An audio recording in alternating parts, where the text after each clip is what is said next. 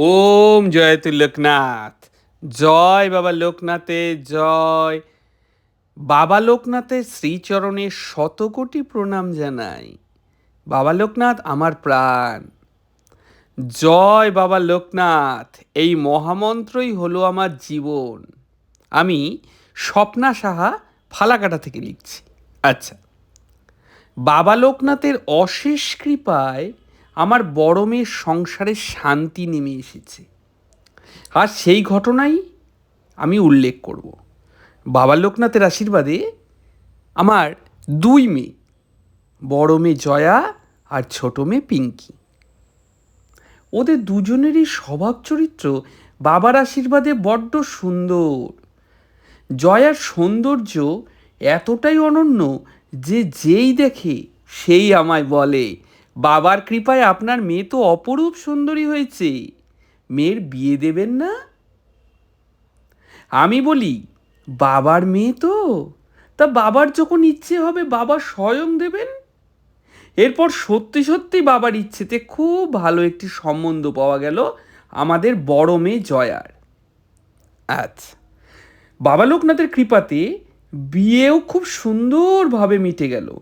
তবে সমস্যার সৃষ্টি হলো বিয়ের ঠিক বছর দেড়েকের মাথায়। একদিন দুপুরবেলা আমি তখন বড়ি রোদে দিচ্ছি, পিঙ্কির মাধ্যমিক পরীক্ষা সামনে। ও ঘরের ভেতর পড়ছি, দেখি জয়া এসেছে বাড়িতে। আমি তো ওকে দেখে খুব খুশি হলাম। পিঙ্কিও পড়া ছেড়ে উঠে এলো। ও বলছে, দিদি তুই একা এসেছিস, জামাইবাবু কোথায়? তা শুনে জয়া দেখি করুণ স্বরে বলছে, ও আসেনি রে। আমি এরপর কথা না বাড়িয়ে ওকে ঘরে এনে বসাই। বলি, হাত মুখ ধুয়ে কিছু খা আগে, তারপর না হয় সব কথা শুনব। কিছু একটা তো ঘটেছে, আমি আগে থেকে আন্দাজ করছিলাম। পরে জানলাম আমার সন্দেহটাই একদম সঠিক। ওর বাচ্চা হচ্ছে না বলে ওর শাশুড়ির দুর্ব্যবহার চরমে উঠেছে। এমনকি ওকে ঠিক মতো খেতে পর্যন্ত দেন না তিনি। আমি জিজ্ঞেস করলাম, হ্যাঁ রে, জামাই এসব জানে? জয়া বলছে, জানে তো ঠিকই, ওর আশকারা ছাড়া ওরা মানে শাশুড়ি আর ননদ এসব করার সুযোগ পায়। আমার এসব শুনে তো মাথায় আকাশ ভেঙে পড়ার মতো অবস্থা। দুটো মেয়ে আমার, একটা যদিও বা বিয়ে দিলাম, তাও যদি এমন অবস্থা হয়, পিঙ্কির বিয়ে দিব কি করে? আমি জয়াকে জিজ্ঞেস করলাম, হ্যাঁ রে জয়া, তোকে ওরা ডাক্তার দেখিয়েছিল? বলছে, হ্যাঁ ডাক্তার বলেছে সমস্যা নাকি আমার। এসব শুনে আমার তো মার মন একেবারে হু হু করে উঠল। মনে মনে বাবা লোকনাথকে স্মরণ করে বললাম, বাবা গো, তুমি ছাড়া আমাদের তিনজনের যে আপন বলতে আর কেউ নেই গো। তুমি যদি একটু মুখ তুলে না চাও, আমাদের যে বেঁচে থাকার আর কোনো উপায় নেই। এরপর জয়াকে বললাম, জয়া মা আমার, আমিও বলছি, তুইও বাবা লোকনাথকে মনে মনে বল, বাবা তুমি একটু দয়া করো, তুমি কৃপা না করলে কোথায় যাব আমি? শ্বশুরবাড়ি না মেনে নিলে সারাটা জীবন কোথায় কাটাবো বাবা? আর এই নে বাবার ছবি, রাতে মাথার পাশে রেখে ঘুমোবি, কেমন?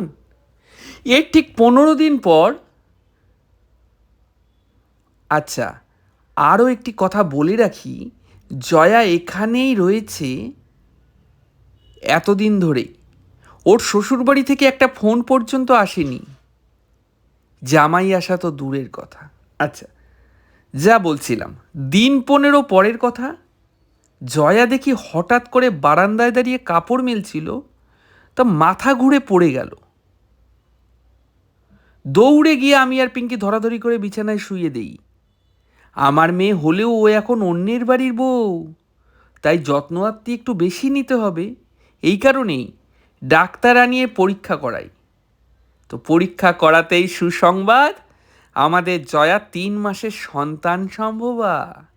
আমাদের বাবা লোকনাথের কি অপার মহিমা। জয়াকে বললাম, জামাইকে ফোন করে সুসংবাদটি দে শোনা। ও ফোন করতেই ওর শাশুড়ি ফোনের ভেতরেই খবরটি পেয়ে পুরো পাল্টে কত করে ওকে আশীর্বাদ করলো। আশীর্বাদ করে বলল, আমি আগামীকালই গিয়ে আমার ঘরের লক্ষ্মীকে নিয়ে আসব।